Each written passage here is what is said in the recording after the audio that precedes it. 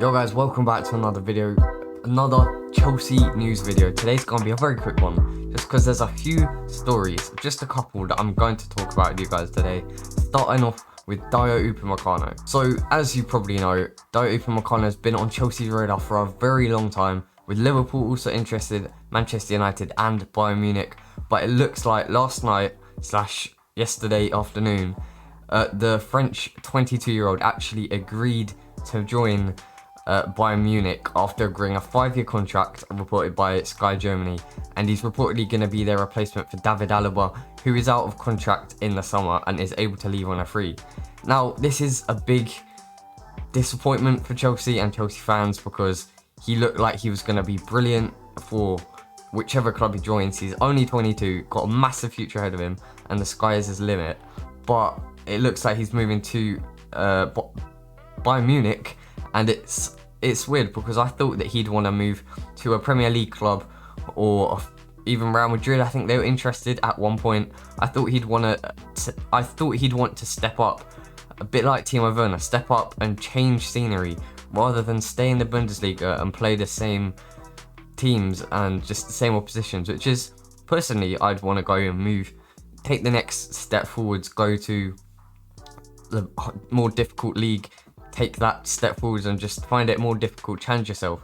But instead it looks like he's moving to Bayern Munich. He wants to, I guess, be part of something in Europe. I guess he did go to the semi-finals with RB Leipzig in the Champions League last season, but Bayern Munich ended up winning it. And with Upamecano and Alphonso Davies at the back, that's a very nice defence already. But with David Alaba going, it may mean that Chelsea can really step up their interest in signing David Alaba on a free and just like snapping him up a lot more, because I think he's almost like 99% he's leaving, and Upamecano is very likely joining Bayern Munich. So secondly is a story that you might have seen already. It popped up yesterday. I saw it. I wasn't sure how legit it was, so I didn't want to report it in yesterday's news video. But Hakim Ziyech, with Thomas Tuchel's new system with the 3 at the back, the 2 wing backs, and he's more often than not playing 2 strikers and a number 10 rather than 2 wingers and a striker, which we saw in the 3 at the back system under Frank Lampard. Lampard played a 3-4-3, whereas Tuchel is more playing a 3-4-1-2 or a 3-5-2 with 2 strikers, which means that there's not really a winger on the pitch. Callum Hudson-Odoi is kind of reverted into changing to a right wing back, but Reece James is also doing very well in that role, and Marcus Alonso and Ben Chilwell are battling it out for their left wing back role, and Timo Werner, Tammy Abraham and Olivier Giroud are trying to fill those 2 striker spots with Mason Mount, Kai Havertz, and also Hakim Ziyech in that number 10 role, trying to challenge that number 10 role. At the moment it looks like it's Mason Mount, Kai Havertz out with an injury, and Ziyech playing against Barnsley in that number 10 role the other day was very below par. He had a very disappointing game. He did nothing in particular, and even Tino Anjorin, the 18-19-year-old, when he came on, he looked a lot more full of energy at Hakim Ziyech, which has led to some stories potentially linking him to Italy, with the likes of Juventus and AC Milan interested in snapping up the Moroccan.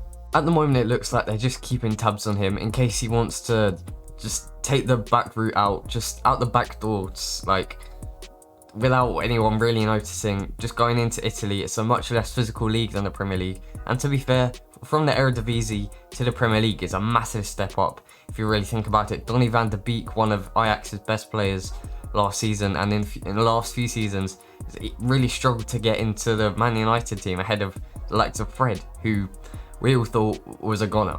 I don't really think Hakim Ziyech will leave that soon. He's literally been here for about 6 months. I don't think he's going to leave in the summer. Maybe if he does, maybe next January, maybe the summer of 2022.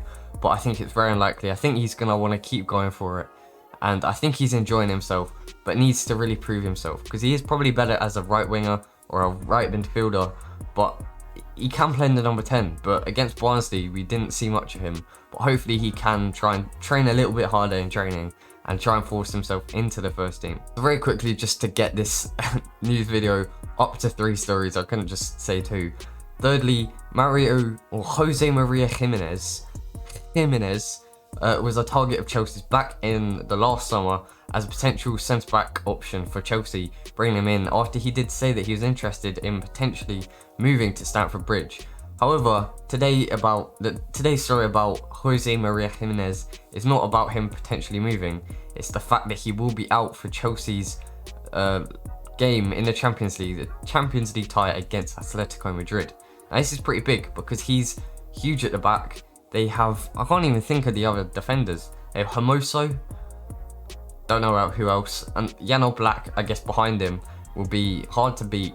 But with Gimenez out, they're going to be a lot more easy to penetrate at the back, and the likes of Timo, Werner, Tammy Abraham, Mason Mount may have a good, almost a field day with their inexperienced centre halves. Now that is all for today. Thank you very much for watching. Like this video if you enjoyed it. Please subscribe if you're new around here and turn on the notification bell so you get notified every time I upload a video. If you haven't already seen, check out my last Chelsea FC PvP video got uploaded earlier on. Thanks very much for watching and goodbye.